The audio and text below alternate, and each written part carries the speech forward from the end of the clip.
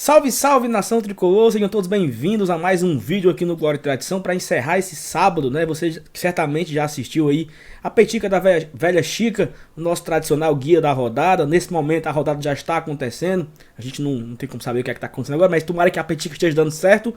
E o vídeo de hoje é o seguinte, o nosso querido PH Santos aí fez um vídeo aqui falando sobre Ted Lasso. E muita gente acha que Ted Lasso é sobre futebol, mas Ted Lasso é sobre relações, Ted Lasso é sobre construção de uma relação. E esse vídeo ele fala sobre o poder do vestiário, o tamanho do poder que Vojvoda tem no vestiário do Fortaleza. Antes de começar o vídeo, eu peço que você deixe o seu like, se inscreva no canal, caso você não seja inscrito ainda, e deixe seus comentários. Vamos fazer essa troca, você também vai perguntar daí, a gente vai tentar responder daqui. E vem com a gente, eu vou chamar a vinheta.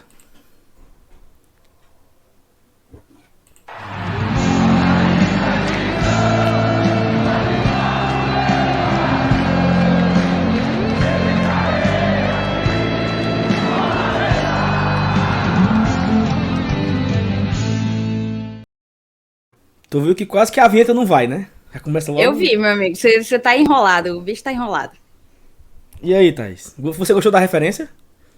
Adorei, adorei. Antes da gente entrar no ar, a gente foi, né, tentar fazer assim um roteirinho do que ia falar aqui com vocês. Aí o Saulo pegou e falou assim: não, deixa que eu tive uma ideia. Todo misterioso, mas sempre muito criativo.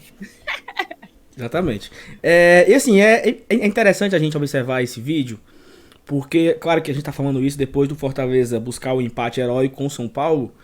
E o Fortaleza tinha essa estatística ao seu favor, que era uma equipe que fazia muitos gols no segundo tempo. Nós começamos a Série A com essa mudança de percepção. Até que mudou um pouco, a gente já fizemos bastantes gols no primeiro tempo. Mas de um dado bem grosso, dos 36 gols que o Fortaleza fez a partir do jogo contra o Atlético Mineiro, que foi o jogo que iniciou a rodada, que iniciou o Campeonato Brasileiro, né? Daquele jogo até o jogo com o São Paulo, o Fortaleza fez 36 gols.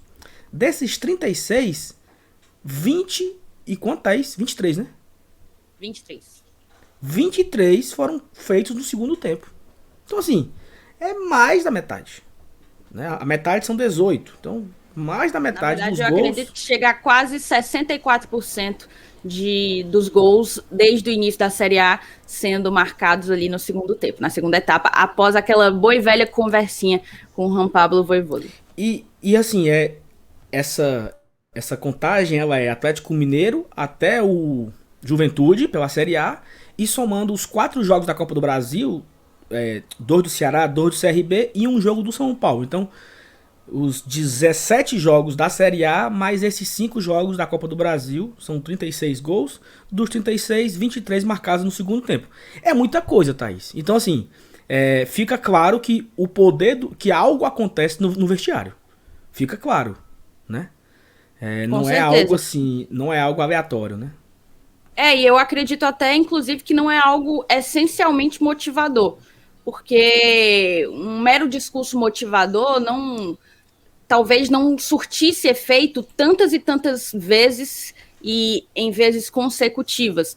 Eu acredito que há muito uma interferência técnica, uma interferência tática. A gente vai trazer aí uns dados para depois justamente conversar que não só a conversa do intervalo, mas as mudanças que o Vojvoda faz ao longo do segundo tempo, elas têm feito uma diferença absurda para a nossa campanha, para a nossa produção ofensiva. Tem aqui os dados que a gente foi observando nos jogos, né? E aqui eu já falei, né? Dos 36 gols, 23 marcados no segundo tempo, dá 64%. E um dado curioso é que desses 23, 11 foram marcados por quem estavam no banco de reserva. 12 são jogadores que eram titulares, que eles não fizeram gol no primeiro tempo, mas fizeram no segundo tempo. Mas 11 não estavam jogando. Os caras entraram para decidir. Um exemplo agora, Romarinho. Romarinho estava no banco contra o São Paulo. E ele, não só ele, né? Robson também, que foi peça fundamental. Robson, Romarinho e Ângelo. O Robson deu a assistência pro Pikachu. O Ângelo deu a assistência pro Romarinho. Os 3 estavam no banco. Então, os 2 gols foram construídos por jogadores que estavam no banco de reserva, né? O Pikachu era o titular, fez o gol de empate, fez o 2-1, mas a assistência veio do Robson. Então, isso mostra também, Thaís, outro dado, que assim, o Fortaleza não tem só os 11 titulares, né? Ele tem ótimos reservas que sempre que entram, eles resolvem. O Torres, a grande vitória contra o Palmeiras, no último minuto, foi do Torres o gol. O Torres entrou no segundo tempo. E tem inúmeras situações assim, né? E tem assim, não só nos momentos em que essa produção dos caras que vieram do banco são decisivos e nos trazem vitórias, a gente pode inclusive falar também do gol do Torres ali contra o Atlético Paranaense. Foi uma derrota, mas assim, que poderia ter, caso a gente tivesse mais tempo, talvez, trazido, né, um empate, quem sabe, só mostra que, mesmo assim, mesmo sendo uma derrota, foi a interferência, a intervenção do Vojvoda e a entrada do Torres que melhoraram, né, que conseguiram dar um maior suporte ao que a gente estava conseguindo jogar lá dentro das 4 linhas. E assim, o caso do Torres, o Torres tem 3 gols entrando no segundo tempo. Um gol foi esse que você falou, o Atlético Paranaense, foi uma derrota. O gol dele não teve uma interferência no resultado. Ele fez um gol contra o América Mineiro e fez o 4º gol daquele jogo, ou seja, já estávamos ganhando com folgas. E o Torres fez o 4º gol. E tem um gol decisivo contra o Palmeiras. Então assim, em cada cenário faz parte, né? Em cada cenário nem sempre o gol no segundo tempo vai resolver. E nem sempre uma pessoa que entrou resolveu. E aqui tem um outro dado. Das 12 vitórias desde a estreia da Série A, 6 foram decididas no segundo tempo. Então assim, o Fortaleza, metade das suas vitórias, né, foram decididas no segundo tempo. E dessas 5 vitórias foram decididas por jogadores que estavam no banco. Então assim, eu acho que é muito. Sabe por que é muito? Porque é aquilo que eu falei, o Fortaleza não depende apenas dos seus 11. Ele sempre tem um cara que vai entrar e vai resolver. Isso é muito importante. Principalmente porque tem o rodízio, né? O Robson, ele é titular, mas ele foi reserva contra o São Paulo e entrou para ajudar. O Wellington Paulista, que por vezes é titular, ele entrou contra o CRB e fez os 2 da virada de pênalti. Mas em outros momentos, no clássico da Copa do Brasil, o Everton era titular e fez o gol de empate no final. Ele não saiu daquele jogo, ele permaneceu e fez o gol de cabeça. Contra o Internacional, fizemos 2-0 no primeiro tempo. E a gente vai pro segundo tempo e faz mais 3. Então assim, tem a mistura, né? Tem ali a mescla de situações. Nem sempre é apenas a vitória decidida pelo banco de reserva. Nem sempre é decidida no segundo tempo. É interessante que o Fortaleza ele não é um time de uma nota só. Isso é o importante. Ele ganha jogos vencendo no primeiro tempo. Contra o Bragantino, ele fez o gol no começo do jogo. E segurou o resultado inteiro e venceu por 1-0. Já contra o Palmeiras, o gol foi decidido no último minuto. Então é uma equipe que ela não se abraça com não, chegou nos 40 minutos, agora pode sair o gol. Não. Depende de várias situações também. Saulo, um outro indicativo disso inclusive, são, na verdade, os próprios números que a gente tem feito até aqui. É bem digno de nota você perceber como é distribuído, como tantos atores dentro da equipe têm números consideráveis de gols, números consideráveis de assistência, não é aquela coisa dependente de 1, de 2 ou de 3 peças, tá entendendo? Por exemplo, a gente estava até conversando hoje de manhã, né, Saulo, sobre o Gustavo, e naquela Série A, gente era quase Gustavo dependente, né? A enorme maioria Série B, perdão, 2018. A enorme maioria dos gols que a gente marcou passaram pela cabeça ou pelo pé do Gustavo. Isso não acontece nesse momento e faz toda a diferença, mostra justamente que a gente não tem só time, a gente tem plantel, né? A gente tem elenco, a gente sempre falou disso. Ano passado foi um ano bem complicado, porque nós tínhamos essa questão do elenco enxuto, né? Quantas vezes a gente falou e ouviu sobre o elenco enxuto, a falta de peças, a necessidade de ter mais alguém ali naquela posição ou ali naquele setor, e a gente conseguiu corrigir isso, e os resultados estão vindo aí, a gente tem visto já ao longo dessas 18, né, 17 primeiras rodadas da Série A. E assim, só pra gente concluir, é importante também destacar que o Fortaleza ele não tem um ataque decidido, assim. Eu acho que Robson e David foram os que mais jogaram.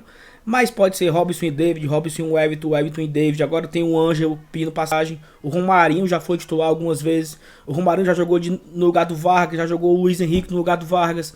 Já jogou o Romarinho do lado do Robson. O Romarinho do lado do David. Então assim, o Fortaleza tem uma infinidade de situações de jogo que ele vai... que o Vojvoda utiliza, na verdade, né, de acordo com a situação. Então tanto ele surpreende o adversário com a escalação, porque nem sempre é repetida, como ele surpreende na volta do intervalo, o time volta outro, né? O Fortaleza tem um poder de reação muito forte. A gente pode lembrar contra a Chapecoense. Fortaleza foi pro intervalo perdendo de 1-0. E aí assim que volta, empata, o Quinteiro é expulso. Fica com 1-1, com 1 a menos. E aí o que é que o Vojvoda faz? Ele tira o Matheus Vargas e coloca o Robson. Na primeira bola que o Robson pega, ele chuta e faz o gol. A gente vira o jogo e acaba fazendo 3-1. O Romarinho o Pikachu foi o terceiro gol. Então assim, mostra que o Fortaleza ele tem variações. Começa de um jeito, termina de outro. E essa variação nem sempre é no ataque. Também durante o jogo, também os zagueiros se tornam alas. Os volantes se tornam centroavantes. O Pikachu Perfeito. Fez um gol o Pikachu, que é ala direito, fez um gol de centroavante contra o São Paulo. Ele esperou o Volpi falhar. O Romarinho, que entrou para ficar como um meia ofensivo, estava dentro da área para cabecear. E quem cruzou foi o Ângelo, que entrou no lugar do Everton Paulista. Olha a quantidade de situações que vão se invertendo, né? O Tinga, que é o zagueiro pelo lado direito, estava fazendo tabela com o Jussa, que é o zagueiro do lado esquerdo contra o São Paulo. No meio da área. Estavam trocando passe. Então, assim, não é uma variação só no ataque. Os 10 jogadores de linha, né? Eles é o tempo inteiro trocando posições. Um vai para um lado, vai para o outro. Cobre aqui, cobre acolá. Então, acho que esse talvez seja o grande segredo do Fortaleza de Vojvoda, né? Porque você não consegue prever o que é que vai acontecer.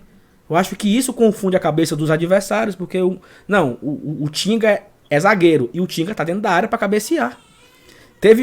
Por acaso, eu estava assistindo nesse sábado a reprise do jogo. E teve uma situação que o Tinga estava dentro da área para cabecear num lance que não era falta nem era escanteio. O Pikachu cruzou na área e o Tinga quase faz um gol de cabeça. Então assim, como é que o zagueiro está dentro da área esperando a bola, né? Então esse é mais um exemplo de situações que o Fortaleza ele impõe ao seu adversário. Essa troca de posições, essa troca de mobilidade o tempo inteiro. A gente costuma dizer, né? A gente costuma dizer que o gol do técnico é quando o jogador que ele colocou faz a diferença na equipe. E isso tem sido a tônica do trabalho do Vojvoda. Eu imagino que o que a gente precisa, assim, concluindo esse vídeo, acho que a mensagem desse vídeo é que justamente tanto o time como o treinador estão numa sintonia muito bacana, estão numa sintonia muito interessante que tem trazido frutos e a gente espera que tragam frutos ainda melhores. Perfeito, Thaís. Então, espero que você tenha entendido esse vídeo. A gente trouxe aqui esse vídeo meio didático, explicativo, emotivo também, porque eu acredito que tem a parcela de emoção no vestiário ali do Vojvoda que ele consegue. Mas a gente se vê amanhã. Amanhã nós temos vídeo aqui no canal falando sobre o confronto de Fortaleza e Cuiabá, o histórico do confronto pela manhã. À noite tem o pré-jogo, né? Estaremos aqui fazendo um pré-jogo com um setorista lá de Cuiabá, trazendo as informações do Cuiabá também. Então amanhã, no domingo, é só Cuiabá aqui. Você vai ver o histórico, tem o pré-jogo e a gente joga. A gente fez esse vídeo, né, Saulo, para substituir a nossa live da noite de hoje, porque vamos folgar no sábado. Isso, para justamente justo, né? Trabalhar em dobro no domingo. Então no domingo a gente vai ter 2 doses aí de GT. Exatamente. Então um abraço para vocês, um abraço, Thaís. Até amanhã, até a próxima. E valeu, tchau, tchau. Só um minuto, pedi pra deixar o like, tá? Deixa o like, moçada, deixa o like e se inscreve no canal, pelo amor de Deus. Sempre quando sou eu e o Saulo gravando vídeo, a gente nunca faz isso. Então, deixa o teu like e se inscreve no canal. No início e no final, pra ajudar, né? Valeu. Tá bom. Tchau, tchau, pessoal, valeu.